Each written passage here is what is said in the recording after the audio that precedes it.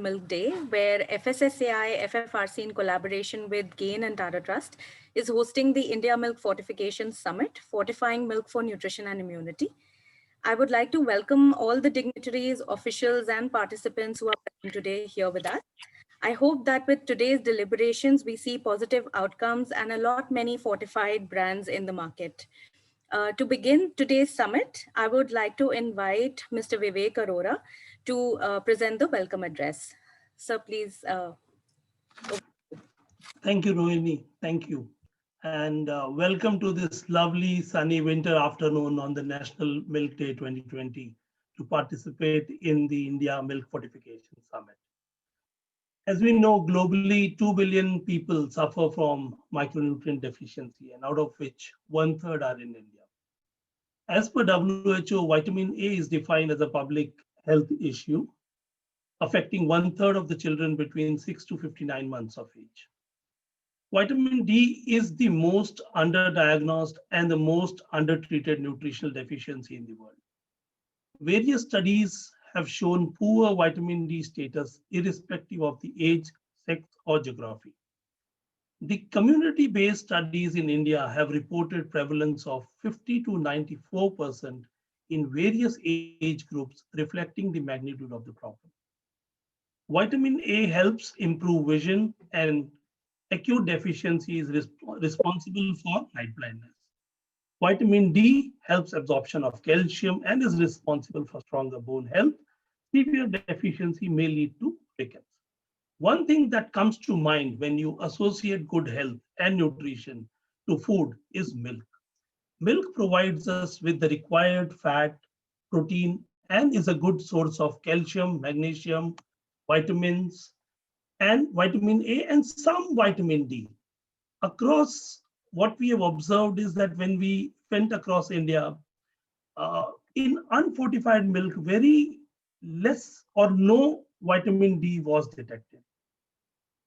For vitamin A, there may be other sources like carrots, sweet potato, but for vitamin D, for vegetarians particularly, there are very limited food sources, mushroom being one. Or else we have to depend mainly on the sunlight. And with the lifestyle that we live, exposure to sunlight is reducing day by day. And also the pollution is acting as a spoil spot. So uh, looking at this, vitamin A and D, milk being a natural carrier was considered as a staple to carry vitamin A and D for fortification. FSSAI came out with draft standards in 2016, and with the help of Tata Trust set up the Food Fortification Resource Center to provide a platform for all the development partners to come together and work for fortification.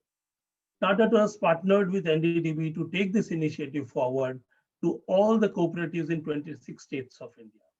Training and capacity building of the dairies and laboratory staff was done, and consumer demand was generated by creating awareness on the Plus F logo through various means of communication. Evidence-based studies in school children were conducted to understand the impact of consuming milk fortified with vitamin D as per FSSAI standards for 3 months. The control group had a reduction of 4 to 5 nanogram per ml reduction against no significant reduction in the intervention group. These results have shown that consuming fortified milk does help.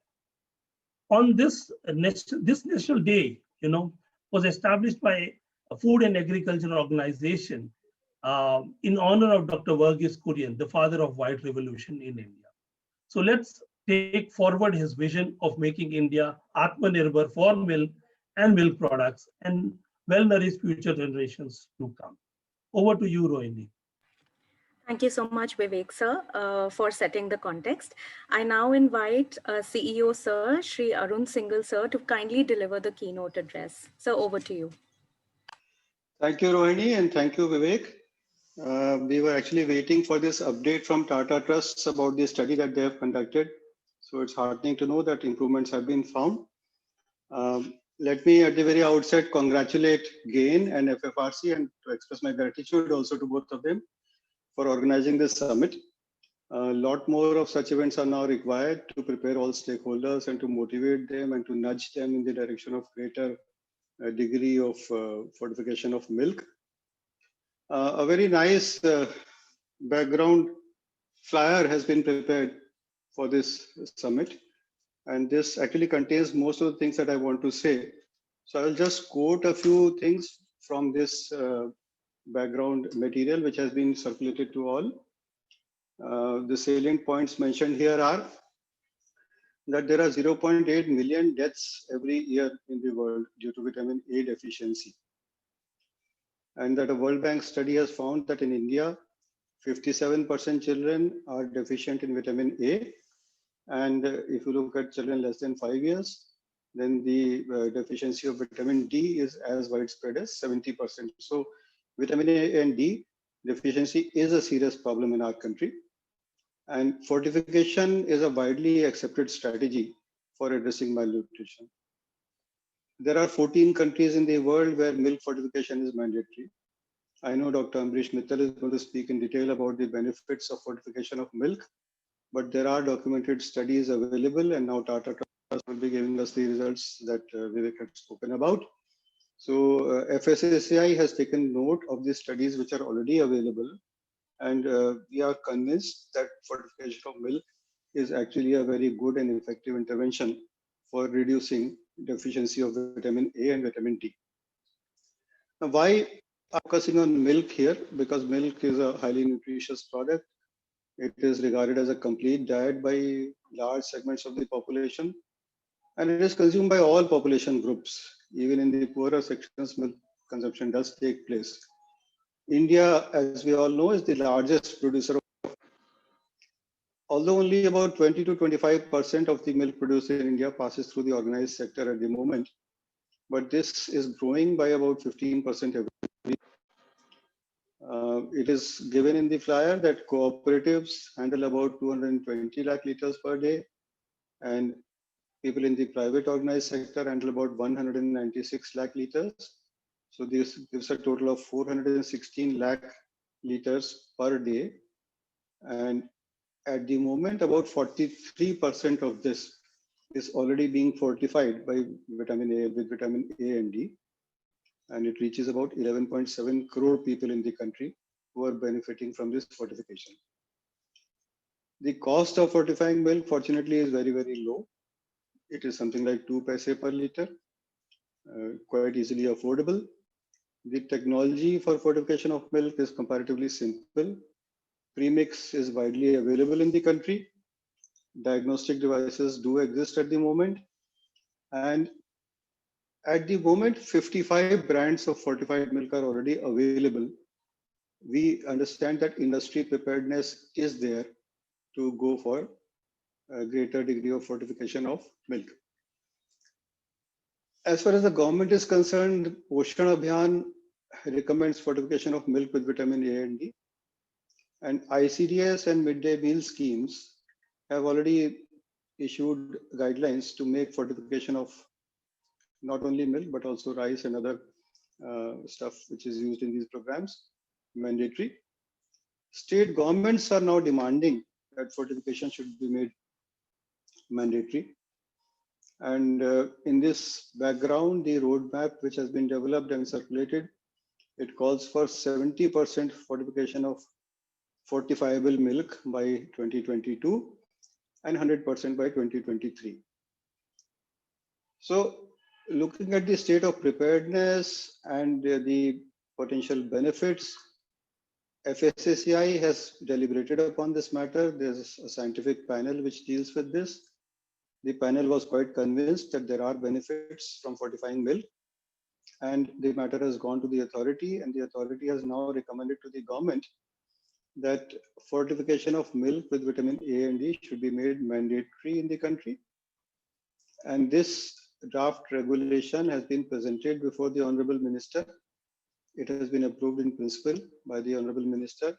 So I'm happy to inform you that within a few days, within a month or so, the draft notification would be out, after which there would be a period for comments.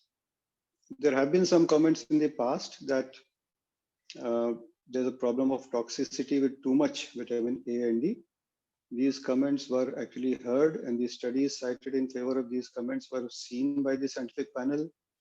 The people who had these comments were asked to appear, and they presented their case before the scientific panel.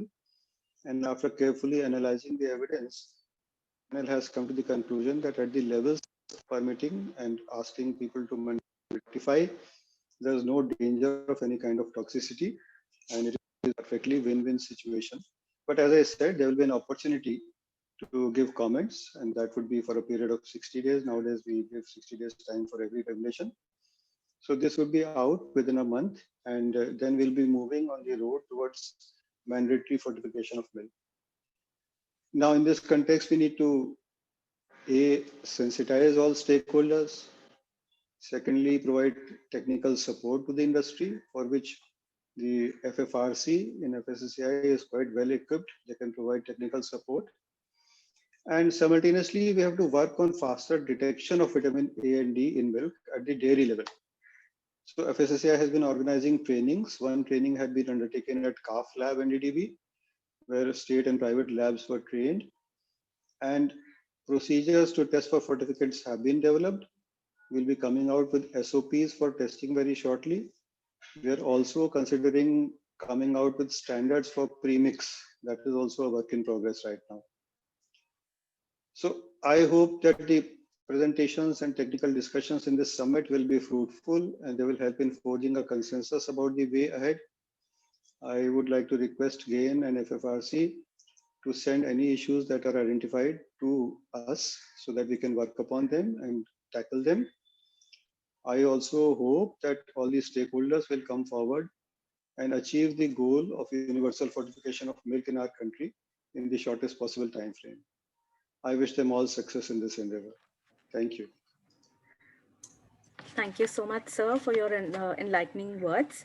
I now request Ms. Enoshi Sharma, Director, SPCT and FFRC, to kindly share the support that FSSAI provides to scale up milk fortification. Over to you, ma'am.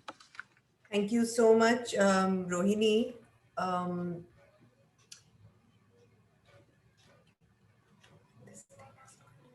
Can you see my screen? Yes, we can see it. Okay, great. So what I'm doing now is just sharing a very short PPT on the provisions that FSSAI has for milk. So here we are just showing how in various staples we are providing the guidelines. So in milk for vitamin A and D, which is a plant source, which actually helps in vitamin A and D deficiency, which the CEO sir has just mentioned is prevalent across the population in our country, and is a very simple way of avoiding if everybody can just have fortified milk.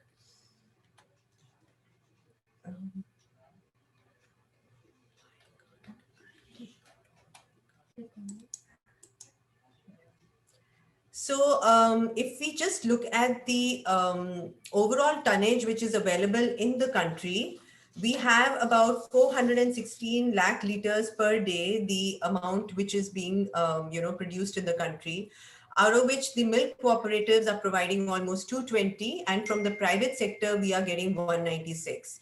And combined, the amount of milk which is being fortified currently in the country is 176, which amounts to almost 43% of the 416 lakh liters per day which is being produced. So that is already being fortified when we do not have mandatory fortification.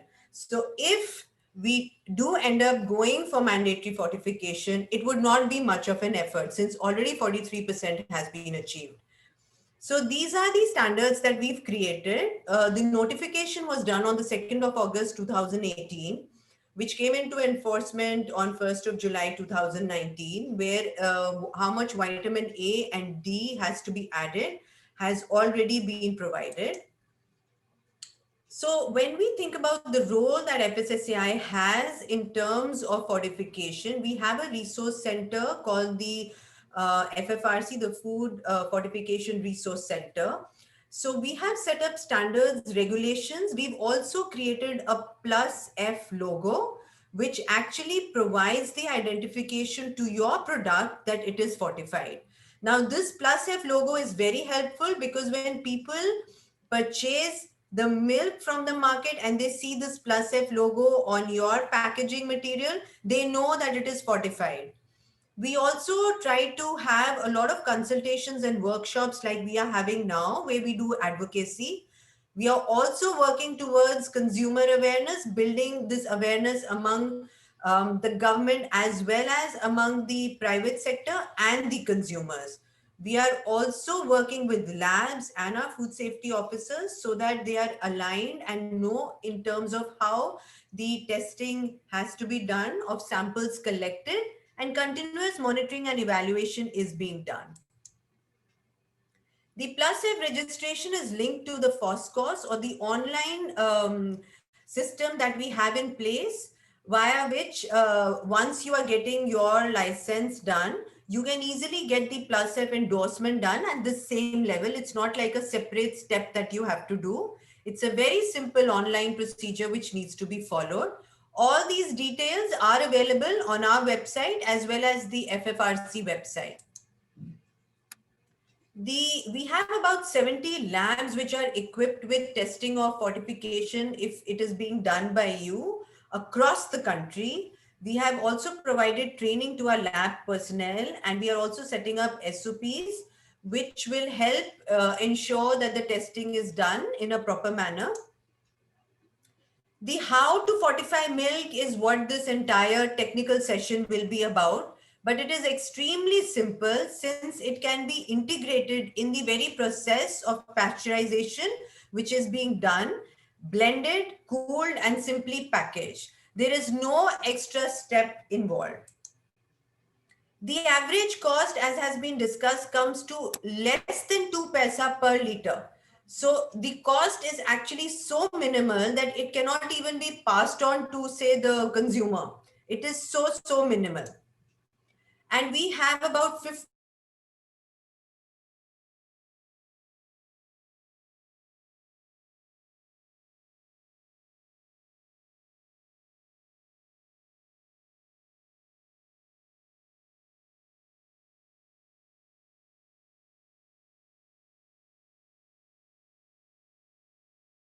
we have the FFRC web portal, the www.ffrc.fssci.gov, where here you can see we've got milk as an icon. If you click here, you can find all the relevant information regarding mandatory fortification of milk.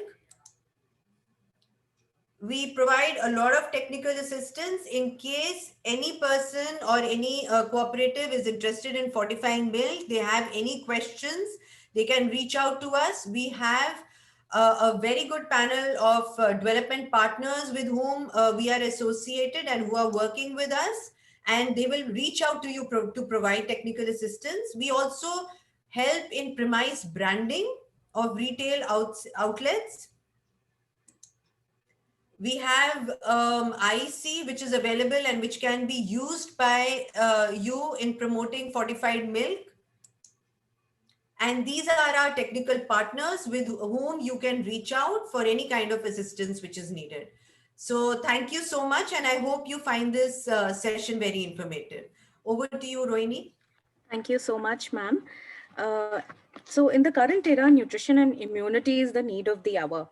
In this regard, I now invite Dr. Ambrish Mittal, Padma Bhushan, BC Roy Awardee, Laureate Award from Endocrine Society of US for International Excellence, to kindly provide the thematic address today. Sir, over to you.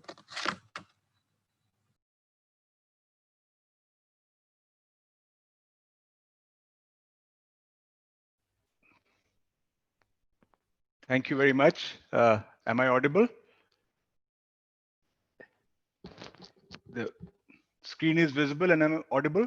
Yes, sir. Yes, you are audible. Great. Screen is visible. Thank you so much. Thanks for this galaxy of experts here. I'm really not an expert in fortification, but yes, it is my passion for sure. because I've been involved in the vitamin D story right from the beginning. When in the mid 90s, when I was in Sanjay Gandhi PGI teaching there, we started finding low vitamin D levels in general population. That was the period when vitamin D estimations were just starting in India and they weren't even standardized. So initially I had to take some of the samples to UK and to the US to really get them verified that are we finding such low levels in such a sunny country? It didn't make much sense. So very quickly, I'll sort of update you on the clinical aspect of this issue. Uh, Today, we are talking about immunity. We know that the primary role of vitamin D is actually in bone health. Vitamin D is the agent because of which calcium reaches our blood and our bones. And if we don't have enough vitamin D, even if we take tons of calcium, our bones will remain weak and our muscles will never become strong. So without vitamin D, bones are porous and they break easily and they bend and they become malastic and porotic, whatever. However, there's an additional role of vitamin D. There are many additional roles of vitamin D, but in the present context, we are talking of COVID-19 period and everything, and we're talking of immunity. And there are, I'm not going into the medical part of it, but there is clearly data to suggest that people with lowered vitamin D levels have increased risk of community acquired pneumonias. We don't have enough data on COVID-19 yet, but quite clearly the risk of respiratory viral infections is higher in those who have low vitamin D levels in one line. The second is the fact that, okay, maybe it's just an association. People with low vitamin D are unhealthier and that's why they're getting infected. Does giving vitamin D make any difference? Does supplementing vitamin D to a population make any difference? And in this much cited meta-analysis in the BMJ, vitamin D supplementation was safe and protected against respiratory tract infections overall in 25, a study of compiling data from 25 randomized trials. The idea here being that, again, this is not specific for COVID or anything, overall respiratory infections, the risk of contracting it and the fact that if you supplement vitamin D, you will be able to reduce the risk of contracting it is actually evidence in favor of the fact that regardless of all the theoretical aspects, vitamin D does matter in the clinical setting for reducing the risk of respiratory infections.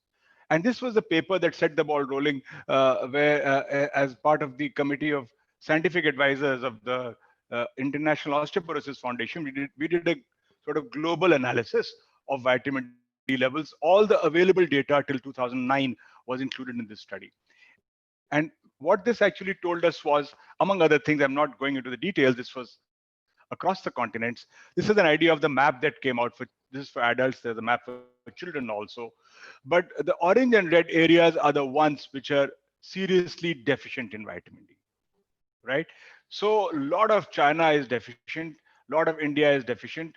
There are these gray areas where data is very scant. Of course, this also is several years old now. There is more data available. But the truth is that these areas continue to be in the deficient zone, which means that of all the studies published there is a very high proportion of people who are in the zone where we know that D deficiency can harm them, right? So it's not like borderline or we don't know and maybe there is some deficiency, maybe there's not. This is clear cut definition of D deficiency, very conservative. But why should a country like India have D deficiency then? Why do we feature there? Well, uh, there is there are a lot of reasons for widespread deficiency. And of course, it depends on the latitude. Our latitude actually should go against vitamin D deficiency. We should be replete. We are closer to the equator. We have sun. So it should not really be that bad. But the truth is that it depends a lot on how much exposed we are. As Mr. Arora was saying in the beginning, while setting the theme, that we do not go in the sun. So if you talk of typical urban office going Indians or doctors, people like us who are sitting in this seminar, most of us have very little sunlight exposure because we don't go in the sun between 11 and 3, which is when we actually make enough vitamin D. How many of us go in the sun or can go in the sunlight between 11 and 3 leaving our work And in summer, you probably die of a heat stroke. So most people in urban India do not have enough sunlight exposure, right? Because it is the time of the day that's important. In winter, when people do go somewhat into the sun, there is less vitamin D made in our skin because of the angle of the sun. You make more vitamin D in summer, you make less vitamin D in winter. That's how the earth and sun angle happens. We cover ourselves culturally. You can see that the blazing sun of Rajasthan, but well covered. Uh, and also now more modern Indians use sunscreens when they go in the sun. So that also blocks vitamin D synthesis. And vitamin D coming through the window here that I see in my room, the sunlight coming through that does not make vitamin D on our skin. We need direct exposure. And these are obvious things. And the last point in this is, like in the Northeast, our data found that cloud cover around the year in some areas. So you don't get enough UV rays there also. And atmospheric pollution and studies done from Delhi have clearly shown as you move away from the center of Delhi, there is some improvement in the D levels. Because as you're close to the heart of Delhi, there is so much pollution, especially in winter, that you don't make any vitamin D, even if you go out. Just to emphasize these points. So sunlight is a source in India. We want, I've said this already, just the third line here, if you can see that. When children, these are all published studies, children were exposed to half an hour of sun during their recess. They were forced to stay outside and not allowed to come inside in schools. We found, Dr. Marwa study actually found that if you expose them for half an hour during summer, you get a rise of 4 nanograms, which is a minor rise. But yes, you do get some rise. But in winter, actually, nothing happens. If you expose them in winter for half an hour in the city of Delhi, even like directly to the sun, because of the pollution, nothing happens. They don't make enough vitamin D. So we have to keep these things in mind when we say, no, in India, you should just go out in the sun. Even now, somebody will get up and say in some meeting, in a very holy kind of way, a noble kind of way, we are doing all this for nothing. We should just need the sun. We have enough sun. It doesn't work like that. It's not so simple. The only group that has been shown to have adequate vitamin D in urban Indians is manual construction workers, a study done by my friends at All India Institute, and security forces, because they are in the sun all day, some of them. They get adequate D. And what about vitamin A? Of course, vitamin A also deficiency is quite common in India, high burden of A and D deficiencies. And while vitamin D, I told you, is important, vitamin A is also very important for immunity and for the eyes. Preventable blindness. It's almost criminal to have preventable blindness in our children because of lack of vitamin A. These are low-hanging fruit that a socially conscious organization, society really should take up and address at the earliest. There's no excuse to have this kind of situation now in this day and age. And this was one of the earlier studies done by Khadgawat, my former colleague, when he looked at actually fortifying milk with vitamin D. They used larger amounts than that are going to be used, that are being used now. But just to see if milk works in a controlled environment, they were able to raise vitamin D levels to normal in children with just fortified milk. And I think that's important to understand in India. And now the data that was briefly mentioned by Tata Trust is very impressive. And there is some suggestive data here. Rajasthan was one of the first states to kick off. And if you look at the prevalence of A and D deficiency, it seems to have gone down in Rajasthan. And it seems to be different from the rest of India. So I think we need to look at this very carefully and very cautiously. And what, for me, the biggest thing in this is going to be, there are two levels which I think are important. Number one is spreading it. I mean, this is very impressive. 55 brands, 43%, fantastic. We need to make this 100%. Number one. Number two, simultaneously with that, we have to ensure proper monitoring mechanisms and studies to ensure that we are looking at the impact of the fortification. Many times, the administrative part, executive part is done very well, and then no one is necessarily following up. And did it really make a difference to the D levels? And then did it make a difference to diseases? I mean, we have to factor those in when we budget things for our programs. Unless we are able to show that the whole thing may be getting lost somewhere. I don't think that will happen. But I'm just saying that we must have biological monitoring. We should have the levels tested, etc. Only then we'll know if this is working. You know better than me, you're experts. There's mass fortification, target fortification, market-driven fortification. Right now, we are at number 3. I think it's more or less a market-driven fortification, but we really have to move, and very, very encouraging words by the CEO, sir, that mass fortification is being considered. And thank you very much, Mr. Singhal, for saying those words. That'll be a dream come true if we can actually make fortification mandatory and implement it in a planned way. You have no idea of the impact it'll have on the biology. I have seen that happen with my own eyes with iodine. When there was iodine deficiency in India, I was a student, and that was my first project as when I entered endocrinology, and it's completely gone simply because of addition of salt. So India can do it very well. I mean, it's remarkable how our success story of salt addition is there for the world to see. We don't get those big goiters and those cretins anymore. So similarly, there are many things we can do if we able to reach the stage of mass fortification with vitamin D. And of course, A. I mean, blindness is critical. And worldwide, there is good experience. People are doing many things: milk, dried milk powder, yogurt, margarine, which I hate, but anyway, they fortify margarine also. Orange juices, cereals, bread, mushrooms. All this in different countries of the world are being used for elective, voluntary fortification with vitamin D. And there are numerous studies. I just chose one because this is not a full scientific seminar and there's not enough time. Just an example of how they did it in China in school milk. This was the group, the yellow group, and no prizes. That this was the one that got fortified milk. And you can see, I mean, in Beijing is so up north. Prevalence of D deficiency among school children in Beijing is very high. And they were able to get them to almost normal levels just with fortification. But remember, fortification will not get you to ideal levels. You have to keep that margin of safety. It will only take away the most severe cases. And it will, at least you will not have severe deficiency anymore. And the rest, of course, will depend on a lot of other things. But fortification per se cannot be a panacea. It can only take away the edge of the condition, of the disease in terms of vitamin D. The risk of toxicity is overblown and is completely, I think it's out of place.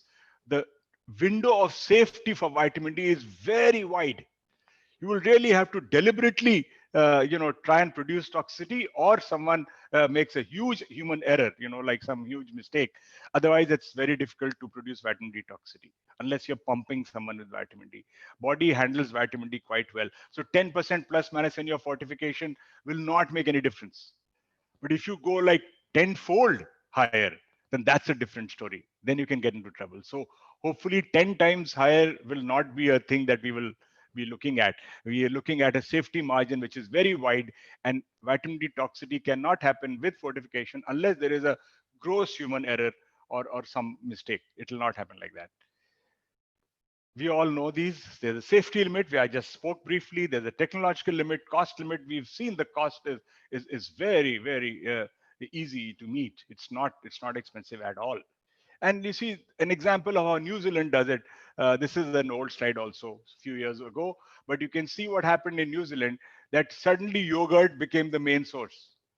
The orange line is yogurt, right? And obviously dairy deserts and dairy will continue to be that. Skimmed milk was already fortified. So different methods countries choose in voluntary fortification. For a country like India, milk has to be the primary source. For all these countries, milk is the primary source of vitamin D and fortification. And as very rightly pointed out, there is no natural vitamin D in milk effectively. So for A, you still have some sources. For A, you have the pre-carotene, the pre-vitamin A sources like carrots and broccoli, the plant sources. For A, you have formed vitamin A sources like dairy products. But for D, you don't have anything. It's only the sunlight, which is not available to us anymore, more or less. So I think it's important for us to understand that the time has come. We need awareness regarding sunlight exposure. We need supplementation. That's out of the topic today, but supplementation for vulnerable groups. I think growing kids, pregnant women, they need some supplementation till we are figuring all this out. And we need fortification. All the armies of the world cannot stop an idea whose time has come. And I think quite clearly the time has come for our country to really build on what they've done, started in 2016-17, and now take it to the next level of fortification so that vitamin D and A reach the remotest persons in our society, in our country. Thank you very much. Thank you so much, sir, for an extremely informative address. I now invite Mr. Tarun Vij, Country Director GAIN, on behalf of POSH-Tech Network Secretariat, to share the roadmap for scaling up milk fortification in India. Over to you, Tarun, sir. Thank you, Rohini. Let me just share my screen.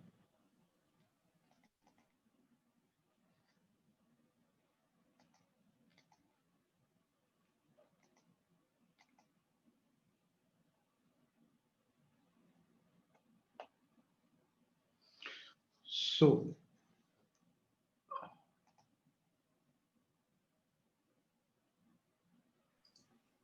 We can't see your screen, Tarun. You can see my screen.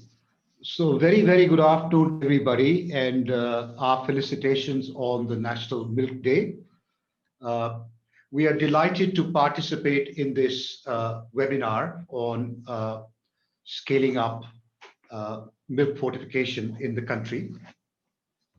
So the development partners, particularly Tata Trusts, GAIN, and others, have formed a National Fortification Alliance, the POSH-Tech Network, a few years back.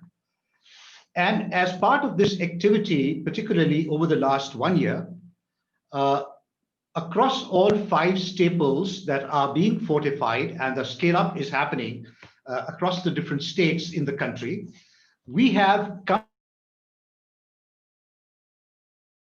fortification in India. Similar roadmaps have been developed for DFS, rice, wheat flour, and edible oil as well. For the milk fortification, on behalf of POSH-Tech Network, I just wanted to share with you.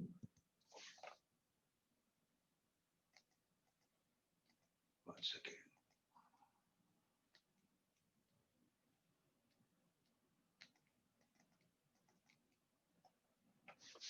I'm sorry, the screen is taking a little time. So the strategic roadmap for scaling up milk fortification, we sat together, we deliberated in a subcommittee, and we said, let us work collaboratively to fortify at least 70% of the fortifiable processed packaged milk by 2022. That was our first goal. The second goal was, let us work with FFRC, FSSAI, and all stakeholders and advocate for mandatory fortification of milk by 2023 so that the 70% can go up to 100%. Also, let us work towards capacitating industry,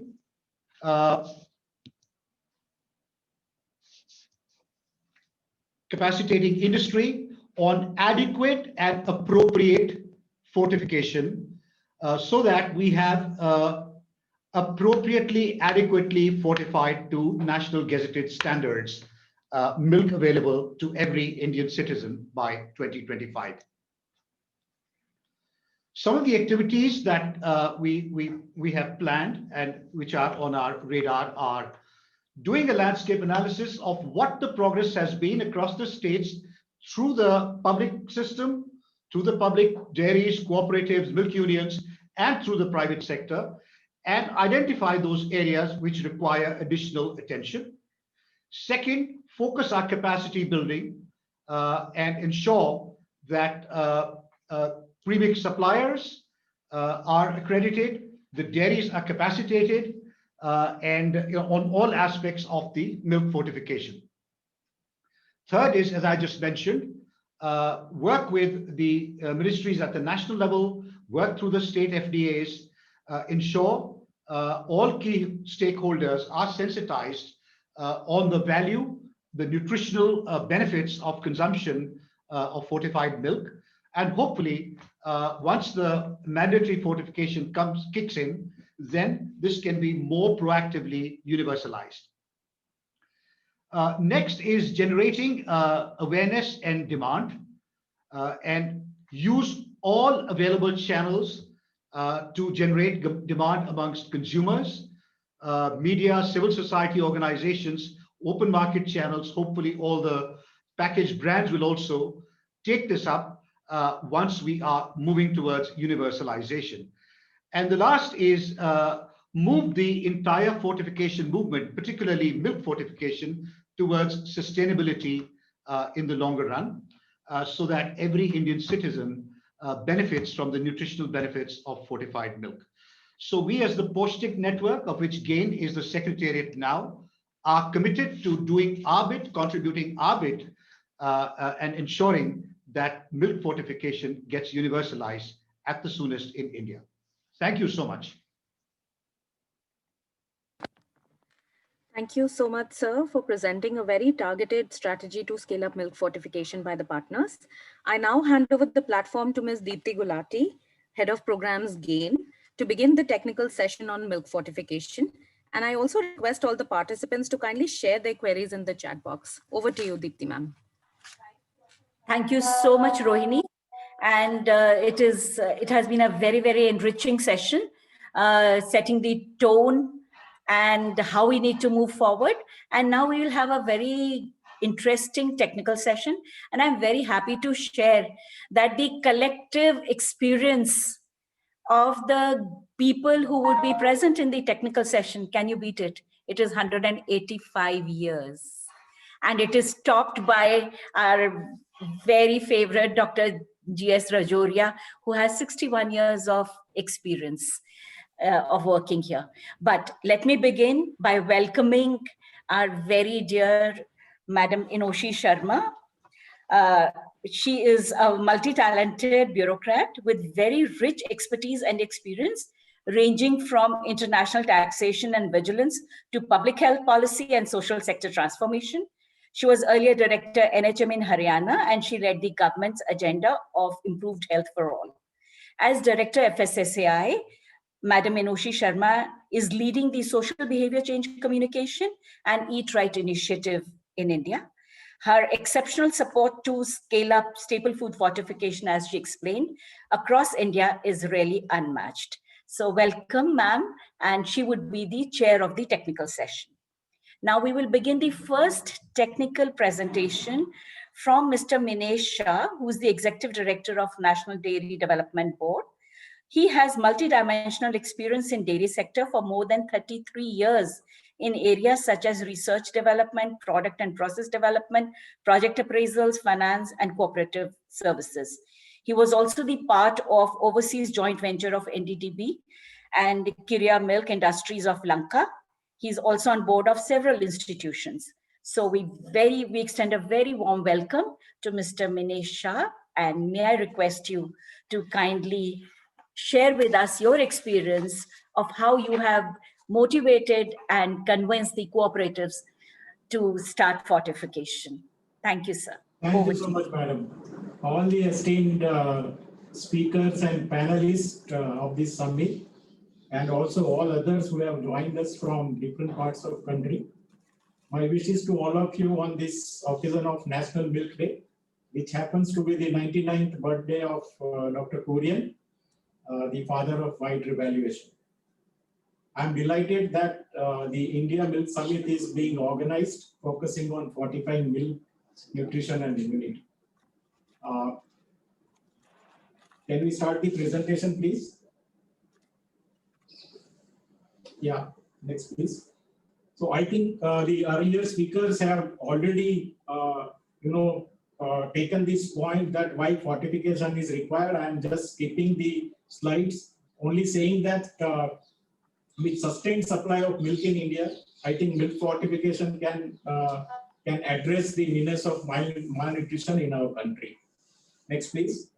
Why milk? Because it is an important component of our diet. It has all the important components. You can see protein, carbohydrate, fat, minerals, vitamins, you name the nutrient, and it is present in milk. It is available across all geographies.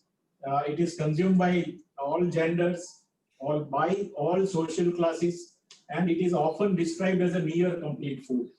So milk has high density of nutritious components in balanced proportion, and dairy products are major source of animal protein, energy, vitamins, all the component for the Indian diet. And considering that 50% of our population is vegetarian, I think we do not have other animal source for protein except milk. Next, please. Just to tell you something about the milk journey of our country, I think India is now world's largest milk producer. Dairying in India is an occupation of small and marginal farmers. Small farmers own about 45% of the total operational land in our country, but at the same time, they own about 70% of the female bovine. So dairy production system is a result of efforts of all these individuals that constitute masses rather than mass production. If we look at the last 5 decades, national milk production grew 8-fold. The milk production, which was 22 million tons somewhere in 1970, now we are producing 188 million metric tons of milk. This is the figures of 2018-19. And over the years, milk has become the single largest agriculture commodity in terms of value of commodity produce. So if you combine the output of rice, paddy, sugarcane, all three together, I think milk still is the largest commodity in terms of value.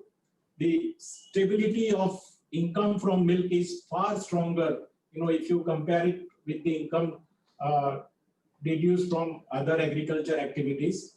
And while the agriculture growth we can see in our country is fluctuating over the years, the growth in milk has remained almost steady over the years. So, about 63 million rural households are now engaged in dairying. Low capital investment, short operating cycles, maybe steady returns. All these factors make dairying a preferred livelihood activity among the small and marginal farmers. And dairy cooperatives, and if see the relationship with India, cooperatives, I think they are the most logical institutional structure to ensure collective bargaining power of millions of smallholder milk producers to survive in the competitive market. NDDB has now a network of cooperatives spread over 22 states in terms of state level federations or apex bodies in these states.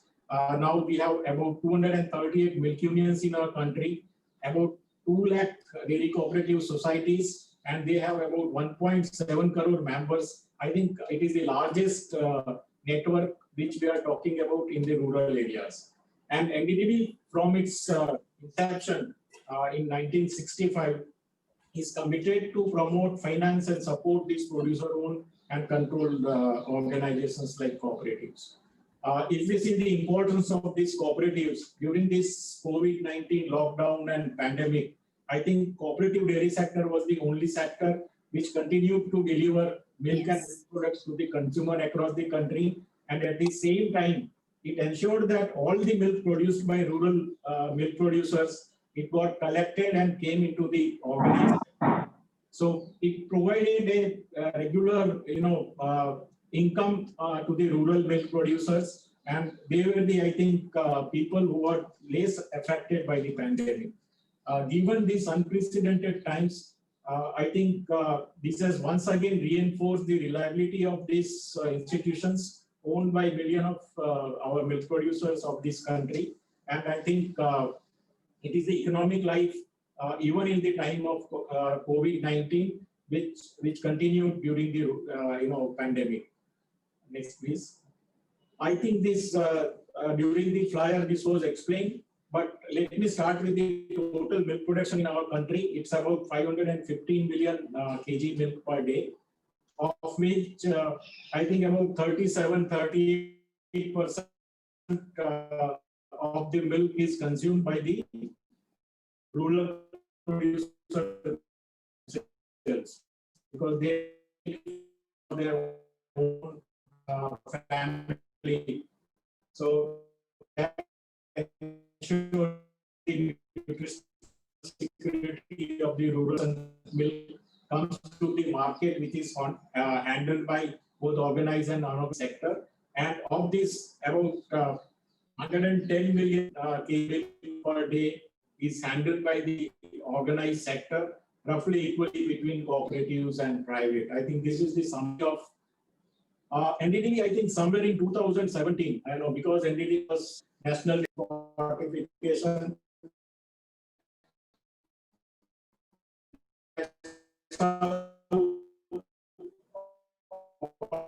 These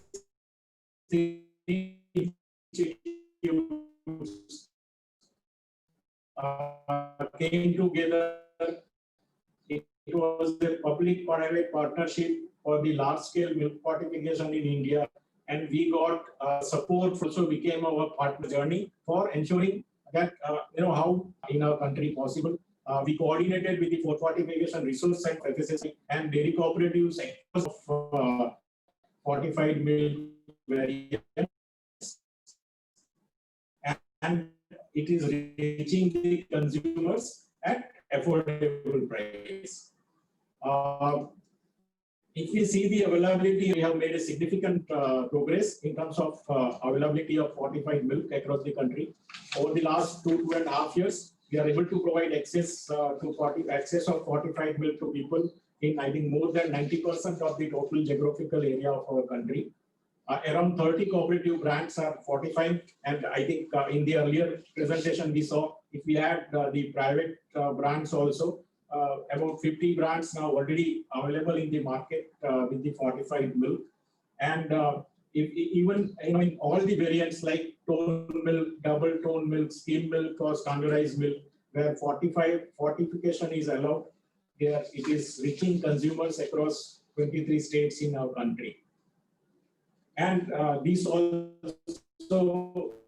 we saw in one of these slides. These are the differences. And now let us have a just a brief on what process we followed. So I think first, as an initial step, NDDB developed the standard operating procedure, for fortification and also for testing of milk.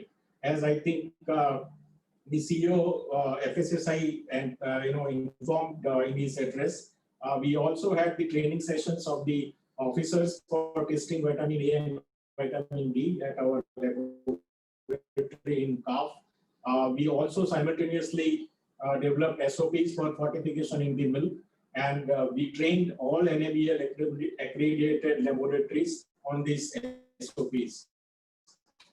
Then the other important nationwide knowledge dissemination workshops and training on SOPs for the cooperatives. And I am happy that all the stakeholders, including for FSSAI, they participated in all these workshops. Apart from that, we also conducted field level capacity building and we had a lot of consumer awareness activities, which was done by the cooperatives themselves. We initiated activities to ensure people that they are aware that the milk which they consume is fortified. We also ensured that support and active participation from government and local administration is available at all the places. The cooperatives also came up with many innovative methods, for consumer awareness programs. You can see some of the pictures like painting competition, like selfie contest, like door-to-door campaigns. These are just a few examples how the cooperatives reach to the consumers. And as I think earlier speakers had also informed, the monitoring and evaluation of this program was very essential. So we established a monthly monitoring system, which was a web-based system, and we conducted, apart from the collecting data and analyzing, we also conducted internal and external monitoring studies for this fortification of milk. So this was about the fortification of milk. Before I close, I also want to just highlight on the other nutrition specific intervention of NDDB. So apart from milk fortification, NDDB has now established a foundation for nutrition. It's called NFN, and it is promoted with the help of IIL, IDMC, Mother Dairy, and BCMMF. And it aims at addressing the issue of malnutrition and ensuring a healthier future for children in our country. So as a part of Gift Milk initiative under NFN, we are providing fortified flavored milk to school children in primary and upper primary classes from backward and aspirational districts. And on all working days, 200 ml fortified toned milk is provided to every child. And we have so far provided about 85 lakh units of gift milk to about 55,000 children across 7 states. And we also carried out a study in the Latehar district of Jharkhand, and it was realized that our intervention has led to 7% decrease in the number of stunted children, 10% increase in the school attendance, because they are getting the milk from school. There was a marked improvement in the school attendance after this initiative. One more product we have developed, which is called Shishu Sanjeevani. It's a fortified supplementary meal for the Anganwadi children, and shortly we are going to provide this also in some of the aspirational districts to address the malnutrition. And just to sum up, I think we would be working towards fortifying 100% fortifiable milk in the cooperative sector. I think all these speakers have already stressed the need for making it mandatory. So this is also, we are supporting that initiative. FSSAI has already informed that the full cream milk and cow milk also, maybe the standards will soon be in place, and which will ensure maximum reach of fortified milk to the entire population. I think apart from the cooperatives, a lot of private players now have started fortifying milk. With all this, I think it can be said that we have attained industry readiness for supporting government safety new programs, maybe such as PDS, MDM, etc.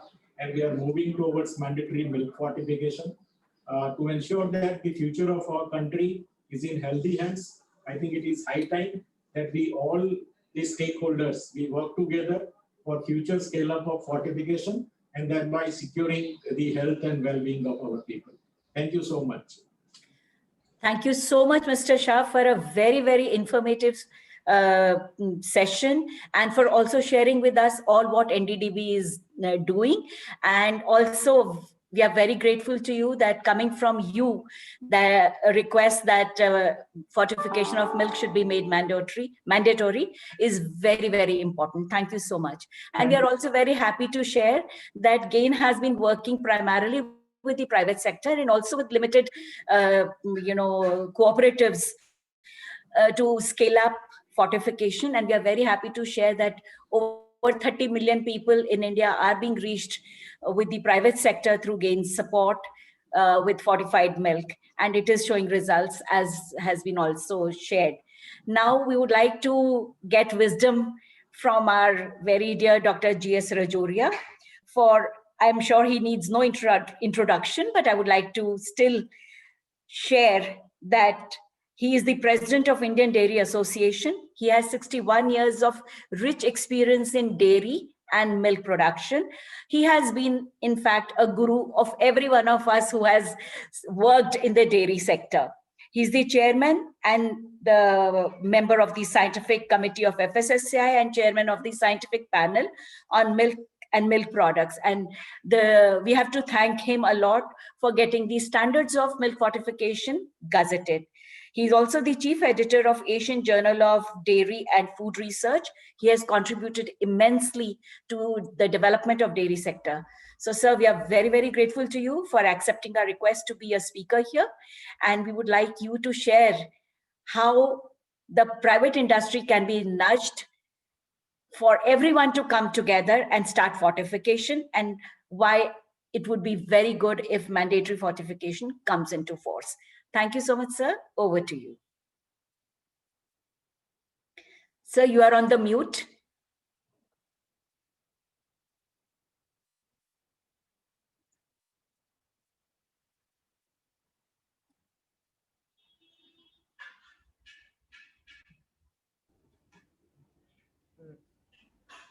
Dr. Rajoria, sir, I need to unmute you first. We are not able to listen.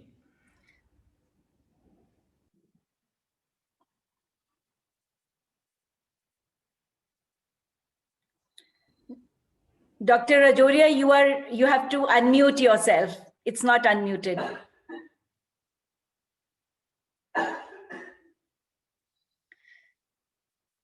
Team FSSAI, is it from the team?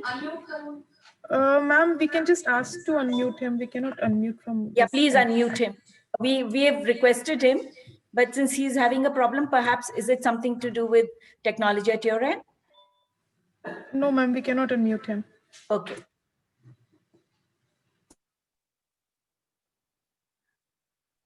Dr. Rajoria, you are still on the mute.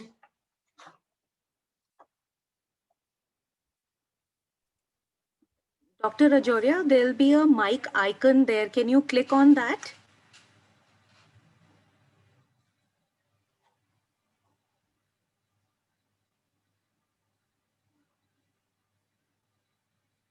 So we can't hear you. Okay.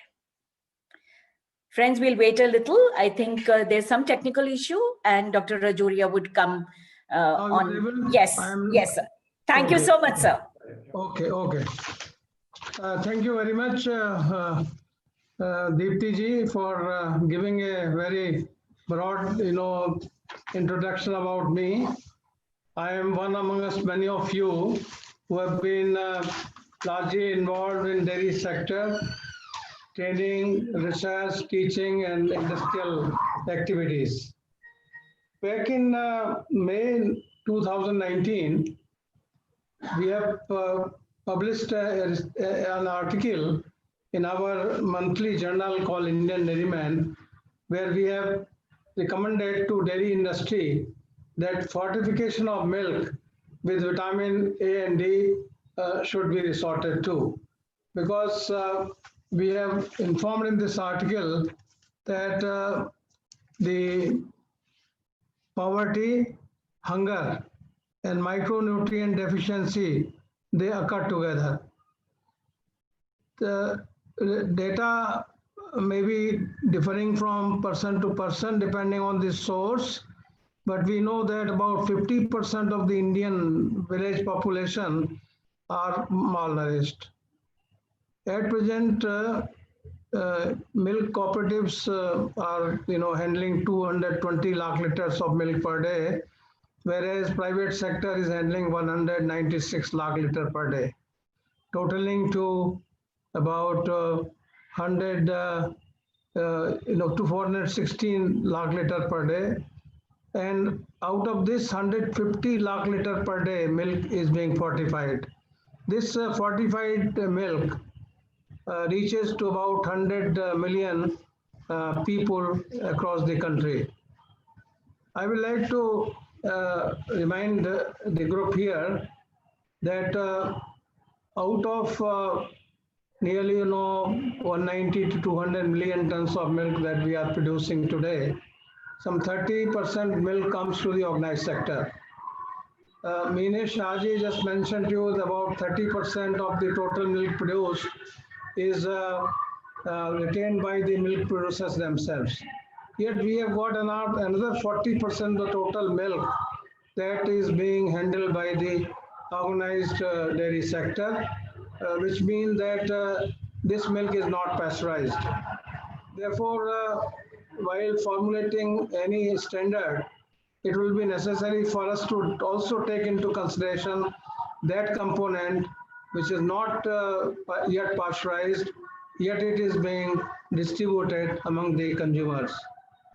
Incidentally, the per day consumption of milk in this country is about 400 grams.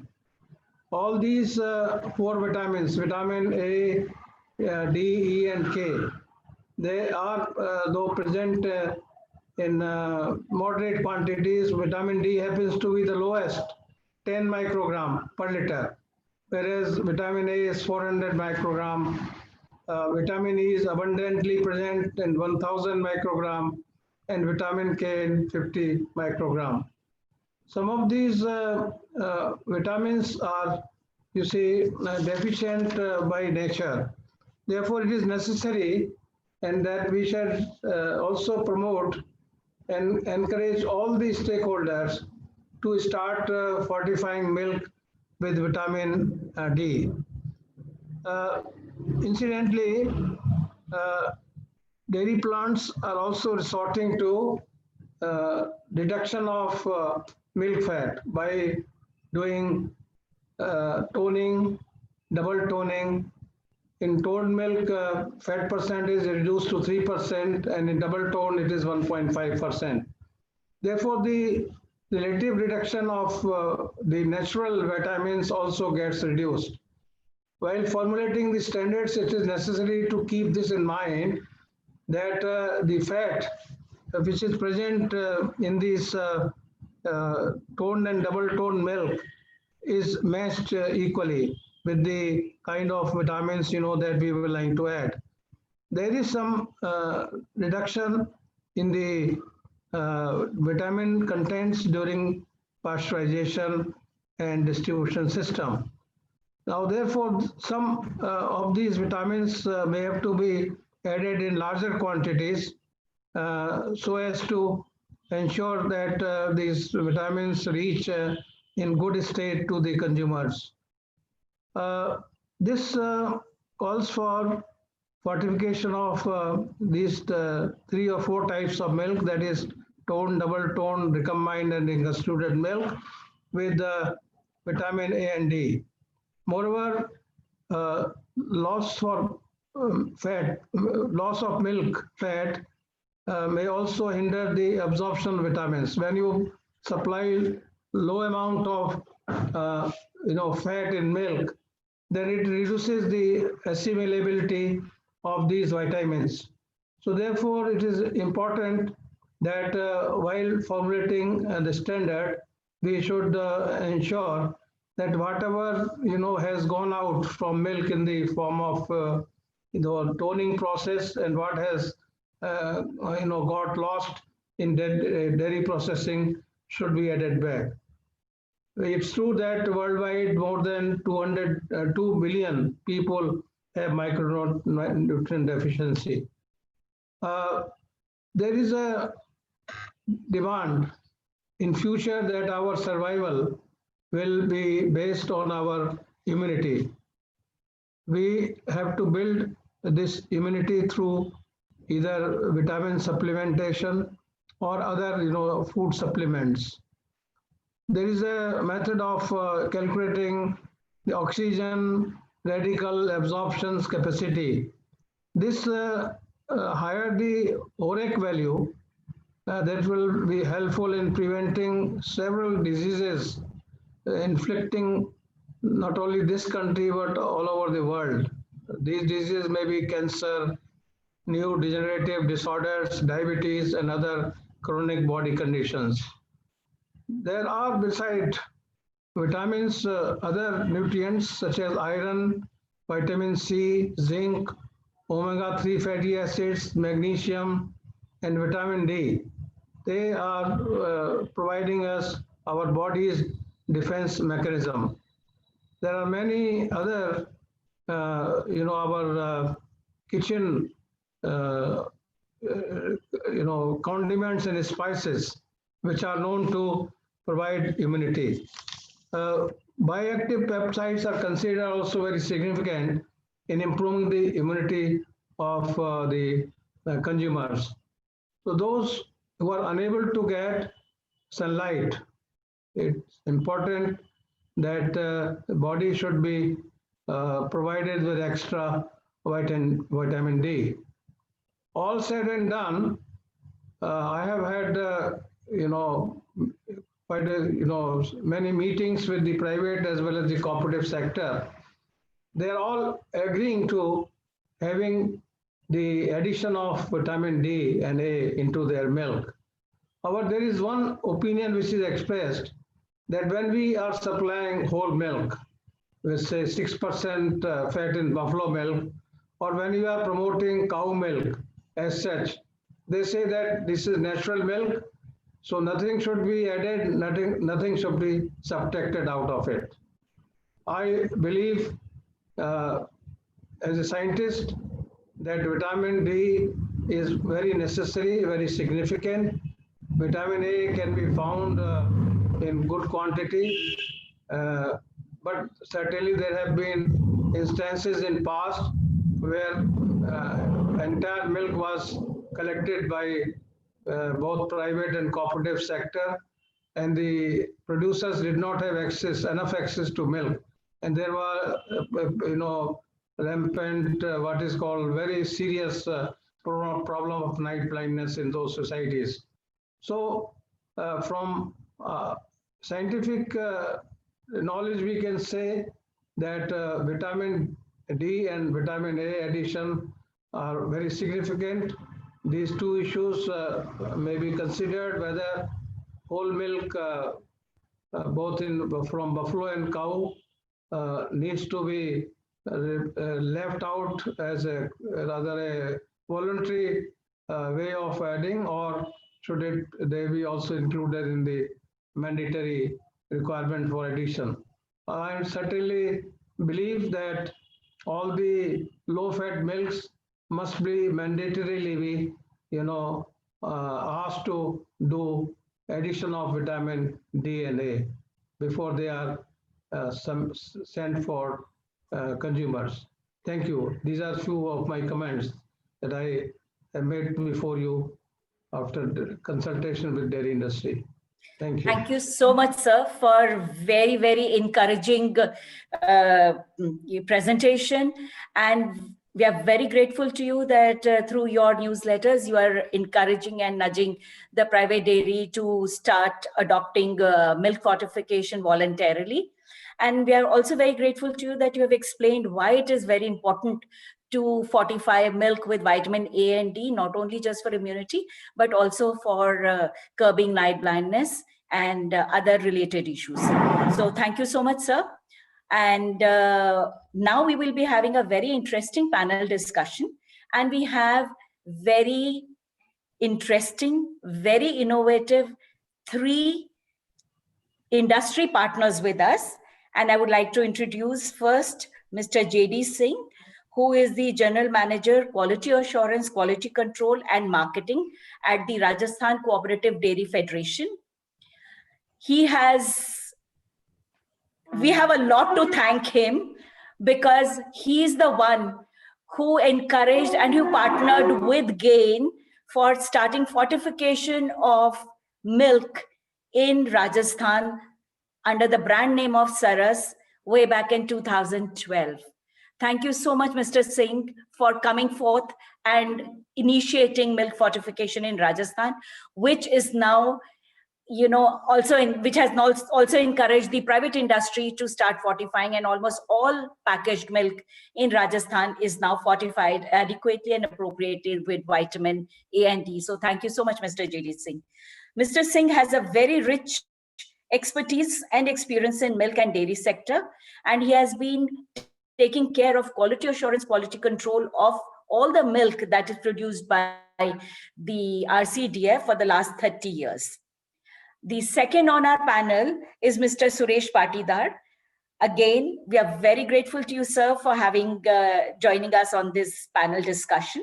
Mr. Patidar is the Senior General Manager, Quality Assurance, Quality Control at the Heritage Foods Limited, which is one of the biggest dairies and which has a footprint in 7 states.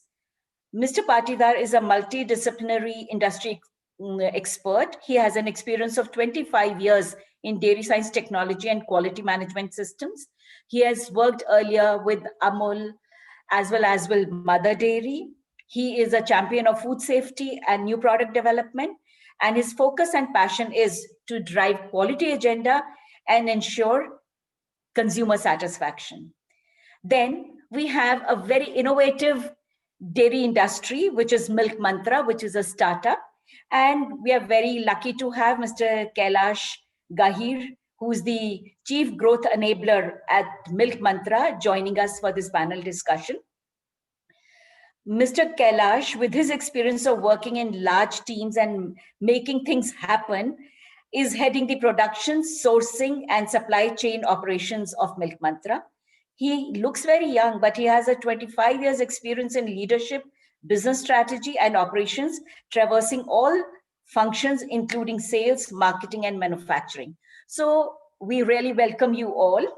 And since we are not going to have any panel discussions, I would be, posing very small, very short questions to each one of you with a request for you to answer them based on your experience.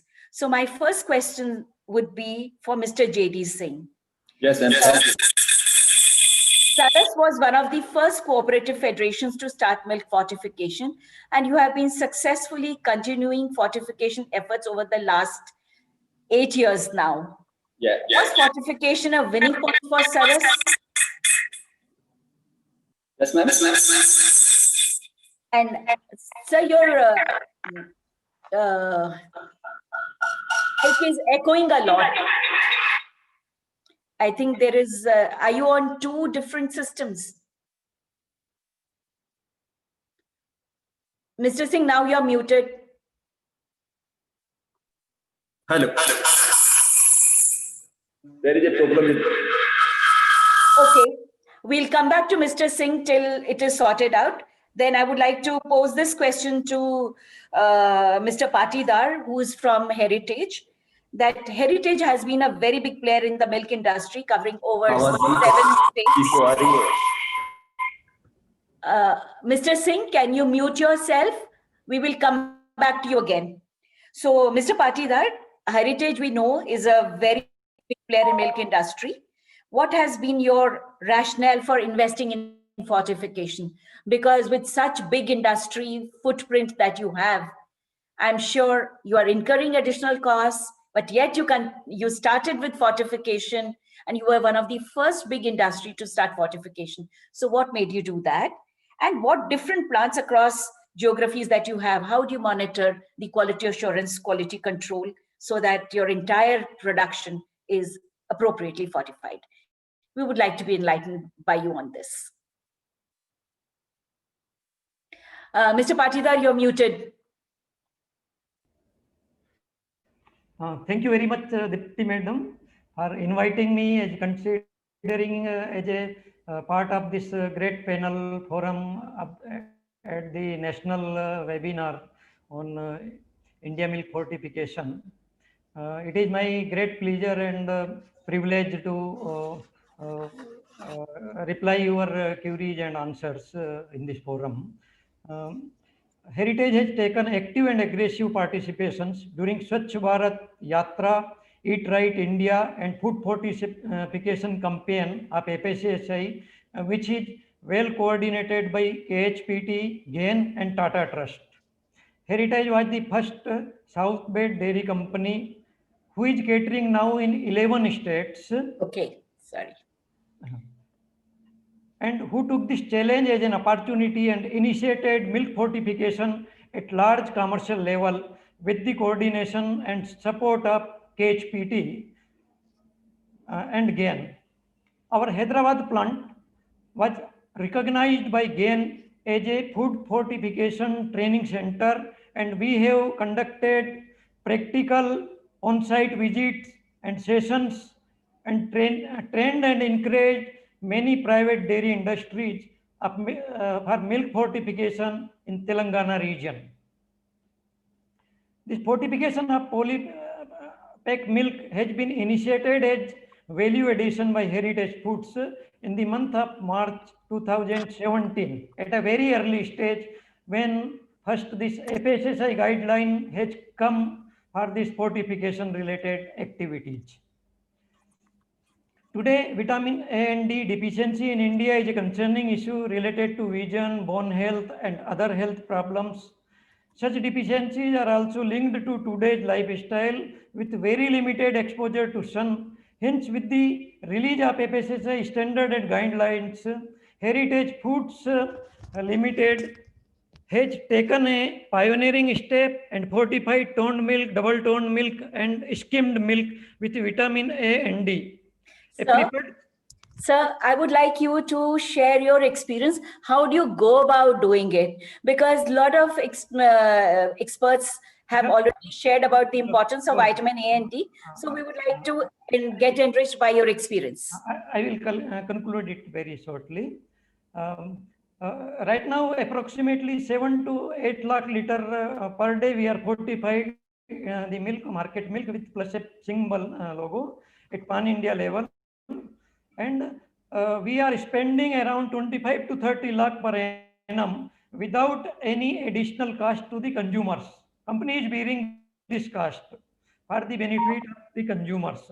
We got very good response and positive feedback from the majority of the consumers. Actually, during this starting of this, initially we got some difficulties, fortification and making the SOPs and this.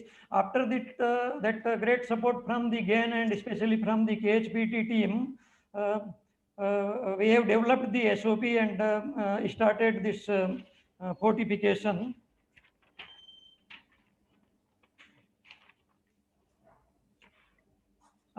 Then first we have approached to the Mumbai-based Nicholas Piramal, which is the preparing the water-soluble premix solutions, and we got encouraging result with less efforts, as it was simple to add and no need of any homogenization.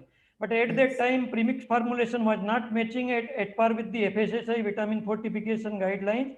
Hence, again they reformulated and provided proper ratio of vitamin A and D blending, and we got the right fortification product.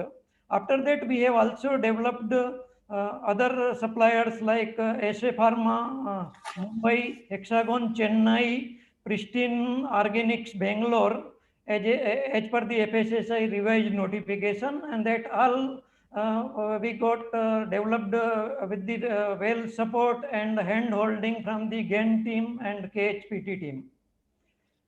Regarding our, we are catering in the 11 state, and we are having the 17 manufacturing units who is fortifying the milk at pan-India level.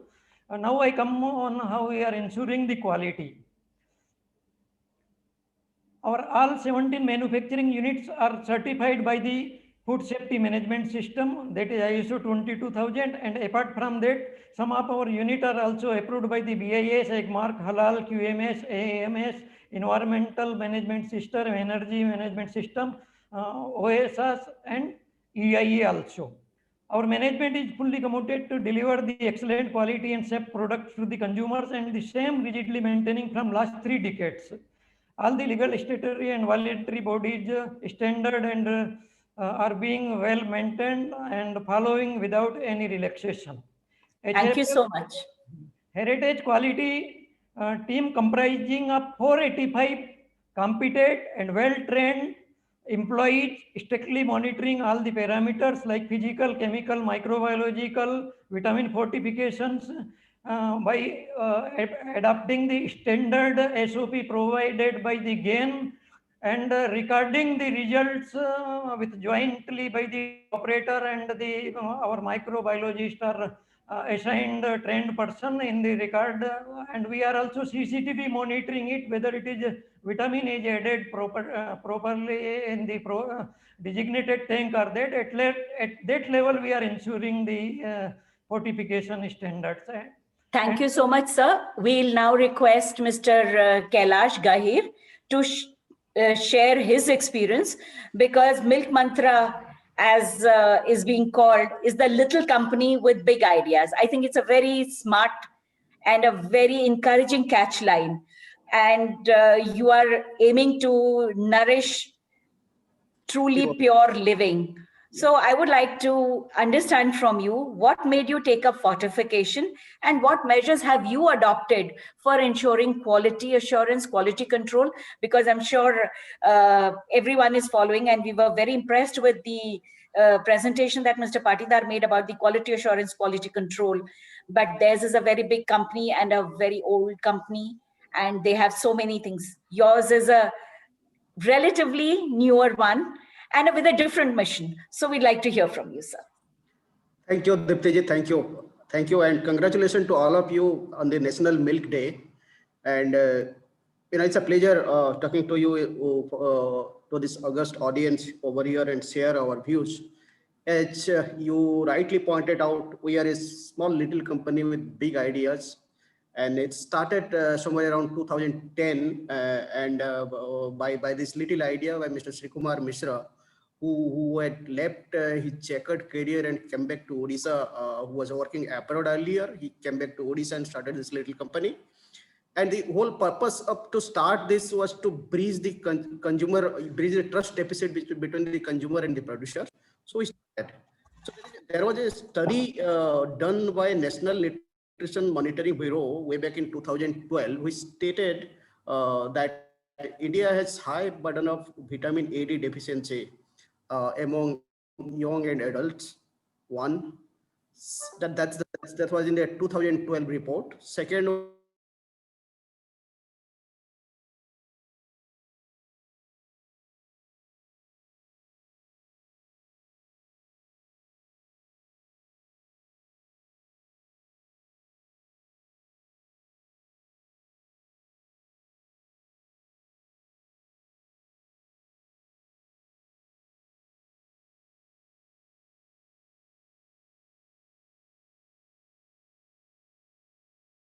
in 2017, Milk Mantra became the first company in Odisha among all to fortify its milk, and it started a different category of milk, which was named as super vitamin milk and fortified with vitamin A and D. So that category we consciously developed here because Odisha is a protein deficient state. Majority of the protein and the nutrients coming out of non-veg food category. So dairy itself, the per capita availability also is as low as 145 gram per day against a national average of 394 gram per day. So that's the kind of clientele we were having in Odisha, the consumer groups we are having in Odisha. And then Mr. Mishra thought about it, and then this category was started as super vitamin milk with vitamin A, D fortifications. So we had our value proposition was twofold here. So the line we given for this is truly pure milk fortified and with vitamin and A and D and no more boiling. That was the two catch line we gave for this milk propagations. And this contains 77 IU vitamin A and 55 IU vitamin D. And we did it with the standard milk, which is 4.5% fat and 8.5 SNF. So how did we do it? I mean, your questions, the first question was how we did it. So we kind of ran a big campaign around top 10 town of Odisha to start with in 2017. And that was, we did a massive outdoor campaign all across the 10 big towns, which involved propagating the good goodness of this fortified milk among the school children and all that. We tied up schools, the bigger school, and we started supplying to them. And we did a TV campaign also in Odia involving a film star, local film star in Odia, and he became the ambassador of the whole milk propagations. So, and we ran a TV campaign also during those time. We did store brandings. All modern format stores are branded to propagate this fortified milk category. And also social media promotion and social media campaign also was done in a big way in this 10 towns. That gave us a leverage, that gives a mileage, and gradually the fortified milk awareness was developed among the masses along Odisha, and this category has become a very good capacity which contributes to us right now as a 20 to 22% market share of our entire category. So now we will be certainly gearing up to fortify all our milk products out of this. And to your second question, Deputy Madam, that involves like the quality control. So we are ethical. We call ourselves ethical sourcing milk company, where it starts from our farmers, which is just 63,000 network farmers we have, along with supplying to 3 lakh households. So we start from the farmers and the BMC and sourcing end to the consumer level. There are 20 odd tests are done on an everyday basis in the quality control systems, and the products are vetted, tested in a very transparent way, and the whole test and quality control are well taken care of, and it is FSSC certified, and we work very closely with FSSAI, and we comply to all their quality certification and quality standard laid out by FSSAI. And for recognitions, we have been, the outside investors have invested in us, looking our quality parameters and looking our the whole ethical milk program. So even recently, DFC has given us a grant of $10 million to invest more in the infrastructure and quality program of the company. So this Thank you so much. This is how we really nurtured the fortification, and we certainly view that all the milk products should be fortified, and that's a great leap forward to the human health and mind. Certainly, thank you so much. Thank you so much. It has been very enriching to hear from you how you ran the campaign for creating awareness, and also what specific steps that you take for quality assurance. So we've heard a lot about consumer awareness and how the campaigns have been run, and also about the quality assurance. And now I think I would request Mr. JD Singh to unmute himself and share his experience, because we have worked with him, and we know that the efforts that have been put in by RCDF have resulted in bringing down vitamin A deficiency, perhaps due to the fortification of milk as well as oil in Rajasthan. So our experience has been very enriching, but what have been the challenges in scaling up milk fortification in RCDF? May I request Mr. JD Singh to share with us. So over to you, Mr. JD Singh. Thank you, ma'am. Thank you. Way back in 2013, we had a memorandum of understanding with you, with GAIN, with active technical and financial support by you. We started very little with 4 lakh liters of fortified milk per month. Now we are supplying over 50 million liters of milk per month, fortified milk. That's a big. Now, Saras fortified milk reaching over 8 million persons across the Rajasthan. Yes. You are aware that in per day availability of milk, 870 gram milk is available in Rajasthan, far ahead of the India, that is 394. Yes, sir. Problem, we have started taking 2-3 issues with the quality. First of all, we are defining the standards of milk fortification and ensuring safety. Secondly, at that time, we are fortifying 2000 IU per liter of milk with vitamin A and 400 IU with vitamin D2. Now we are fortifying as per the FSSAI guidelines. Next, streamline the production and distribution. Assessment of our dairies. Most of the dairy, we do not have the technical input and laboratory testing facilities. GAIN, active support with the help of the IHHMR.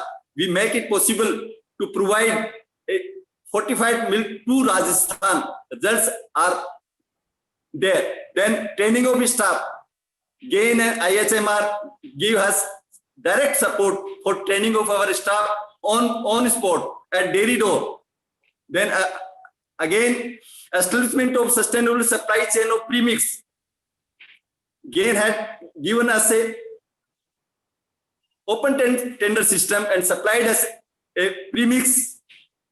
Then ensuring quality assurance and quality control. Then strengthening the quality assurance and quality control system in the dairy with the help of expert dairy technologies, fortification, stringent protocol of milk fortification and development, capacity building of staff and fortification of quality control. And exhaustive hand-on training was given by the GAIN. Another, we have created awareness among the social marketing and communication, developing a social marketing communication strategy then organizing SMC activities and campaigns, then undertaking advocacy. An advocacy campaign was undertaken focusing on the policy makers for the milk processors so that the project period is over. Milk fortification considered as a good cost-effective strategy by the Government of India and other industry persons also. Then how we monitor in order to ensure the appropriate fortification of taking place, proper protocols are developed and implemented for processing, monitoring and fortification. Records are maintained in each dairy processing unit and ensure for proper fortifications of milk. Cost implications is nothing, is less than 2 paisa. Thank you so much, sir. Thank you so much for sharing and scaling up from 4,000 liters to 50. Over 50 million. Yes, over 50 million. That is a huge, huge jump. And perhaps because of these efforts and all your unstinting support, perhaps the vitamin A deficiency levels amongst children in Rajasthan have come down. Right. Thank you so much. GAIN has shown the path to us. No, sir, thank you so much. And it's been a collective effort. FSSAI, GAIN, Tata Trust, we are all working with all dairy partners, and it is my appeal to all the dairy partners who have not yet started. We are there for you, all of us, Tata Trust, GAIN, FSSAI, to provide all support. Thank you. May I please request Rohini? She may have listed down some of the questions. So we would have just about 3 questions posed to our panelists, and the rest we would be responding to in the website because of paucity of time. Oh, ma'am. So over to Rohini. Sure, ma'am. Thank you so much, ma'am. So there's one question. Is there any study or research in regard to the stability of vitamins during the milk's shelf life? For example, what is the % of vitamin A losses during shelf life period? I think Dr. Rajoria can answer. So you have to unmute. As such, till he is unmuting, as such, I can share with you that milk's shelf life is just about, pasteurized milk shelf life is about 24 to 48 hours. And the premixes that are added, they have sufficient overdoses, which withstand not just boiling, but also making any products out of milk. So there is no concern that should worry anyone regarding the shelf life of milk. Our shelf life of milk, either on a fortification or the shelf life of premixes that are added. So it is absolutely safe and available. Thank you so much, ma'am. The second question is, the process of pasteurization of milk loses all the required essential nutrients and kills the beneficial bacteria, and heating milk at high temperature even removes phosphatase enzymes, which is required in our body for calcium absorption. How can this be more useful? Those who know the process, pasteurization is required for improving the shelf life. Now, I think Dr. Rajoria is here. Dr. Rajoria could be answering this question. Rohini, would you like to repeat this question for Dr. Rajoria's benefit? Sure, ma'am. The process of pasteurization of milk loses all the required essential nutrients and kills the beneficial bacteria. And heating milk at high temperature even removes phosphatase enzymes, which is required in our body for calcium absorption. How can this be more useful? So over to you. You see, pasteurization kills only the pathogenic bacteria. It does not destroy the useful bacteria, number 1. Number 2, phosphatase has no linkage with the calcium assimilation. World over, the studies have been conducted that pasteurization, does not impair any, nutrient that is found in milk. Phosphatase enzyme gets inactivated, and in fact is being used as a method for finding out the efficiency of pasteurization. These are not linked with each other. Pasteurization is very, very efficient system. The other question that was posed earlier is that how much percentage of vitamins, get lost during storage or during transportation. There are no evidences to suggest that once the milk has been packed and kept in under refrigerated conditions, now the FSSAI requirement is that milk should be kept at 4 degrees or lower than that, transported to marketplace at less than 4 degrees centigrade. Therefore, the issue of any loss during transportation of vitamin A will not arise at all. Vitamin C gets destroyed, no doubt. There is some loss of about 5% of vitamin A during the pasteurization process. Sterilization does affect the stability of vitamins, but then of course it has to be a sort of compromise between the shelf life and the nutrients that do not get much affected during the process of sterilization.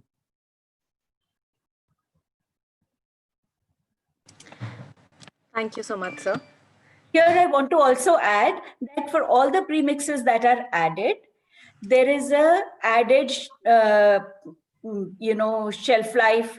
There is a added shelf life is added to increase the potency of micronutrients, so that there are enough overages added, so overages are added to the premix, so that when premix is added to milk before pasteurization, after pasteurization, any loss that may have been there for the nutrient is covered by the added overages. So at the end of the pasteurization process, the packed milk has enough for vitamin A and D as per the FSSAI standards. So any other question, or do we wind up? Ma'am, just one question. The rest are regarding labeling that we can answer on the website as well. So there's this one question: does fortification of milk lessen the incidence of lactose intolerance in India, where 65% are LI and still consume milk and milk products? I think Dr. Rajoria would like to respond to that. Sure, sir. Over to you, sir. When you label fortified milk, plus F, that would be a very attractive proposition for the consumers. Lactose intolerance is not a very big issue in India. People, do find data from foreign countries. Chinese were highly intolerant to lactose. So there are, some countries across where a very small proportion of people will be classified as lactose intolerance.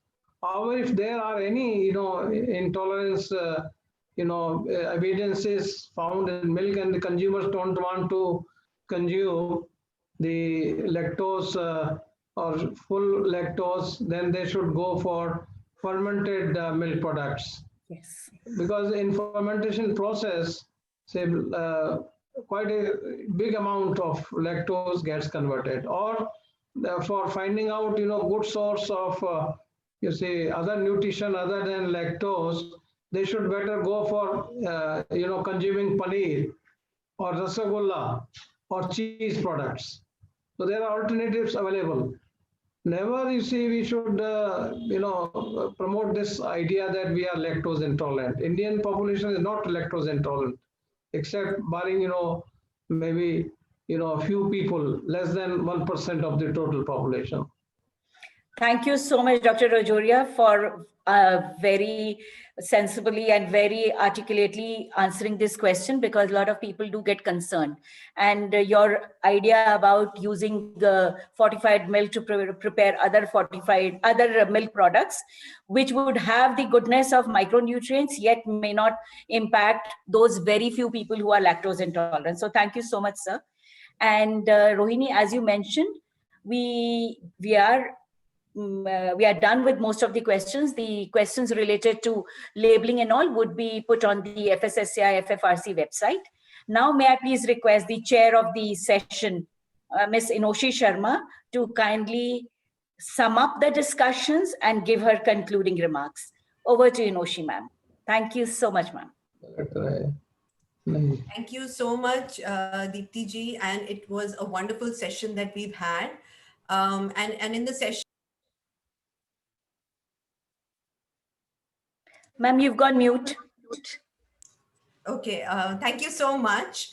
I'm very quickly going to summarize, what was discussed in the session. It's been a wonderful session, and we've all realized that, in our country, milk is almost consumed by all population groups. So fortifying it with A&D is going to be a very good strategy to address micronutrient malnutrition. It is extremely cost effective for the industry, for the cooperatives and the private players to do it, because it just costs less than 2 paisa per liter.